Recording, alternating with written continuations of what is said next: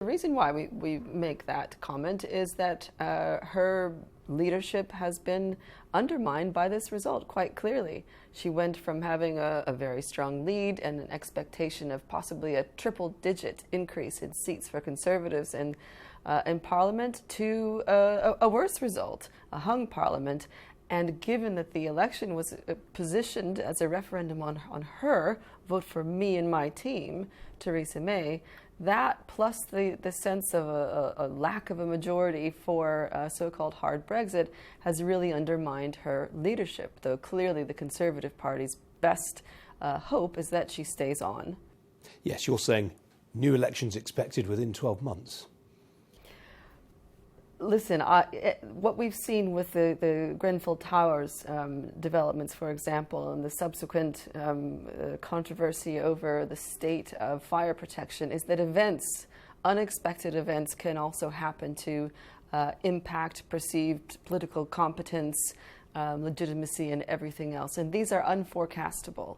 A misstep on Brexit or reaction to another unexpected event I think will fatally wound her leadership in this respect. Say there's a Conservative leadership contest followed by another general election. All of that eats into the negotiating time that the UK has with the EU. I think the only actors that really want new elections are the Labour Party, given Corbyn's strong performance. But I'm not advocating for this outcome so much as I think that the UK has entered a period of real political volatility where this search for legitimacy and this addressing this question of what the British people have asked for is now really more open. One of the potential bumps in the road that you're predicting is the conversation that we're going to have imminently on the exit bill. Yeah. 100 billion euros potentially. That's going to be really damaging for the government, you think, because the UK surrendered in terms of the sequencing of discussions? Well, I mean, I think it was inevitable. I wouldn't call it surrender. It was the mandate from the European Union. And here's another point. You know, the UK doesn't have the leverage that I think it thought it did going into these negotiations, particularly as the continent looks stronger politically following Macron's win. So that's the first thing. I think it's headline risk of this big number.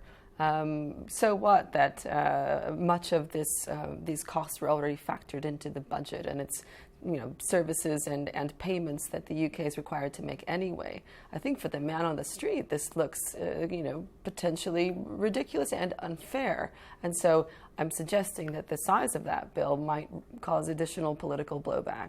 Well, this is potentially the most explosive comment in your notes of all. You say we cannot rule out the possibility that the UK may not leave the EU at all. You really think that's going to happen? I don't think it's explosive at all. I think it's purely an extrapolation of the sheer scale of what has to be done and how long it will take. And my experience as a political scientist and someone who's been doing political analysis for financial markets for more than 20 years now, but I date myself, is that the longer it takes before something happens, the less chance there is that it actually happens. And so a possible kind of limbo, a long-standing interim period, grace period, whatever we're calling it, transition period, might extend long enough that we hit a new political cycle. And then we might find that public opinion is in a different place. And so that's the underpinning for my argument. You spent a fair bit of time on the road recently talking about this report with clients. What are the kind of questions that they're asking you?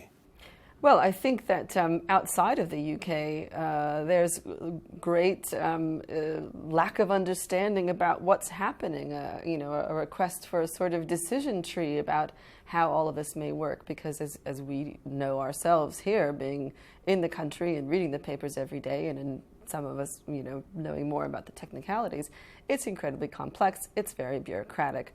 They want to know about timelines. They want to know about the possibility of so-called reversal, which again, I emphasize would only, I think, happen with either a new election fought explicitly on that mandate or a vote on a package. But there's confusion, and that again is not something that investors tend to appreciate.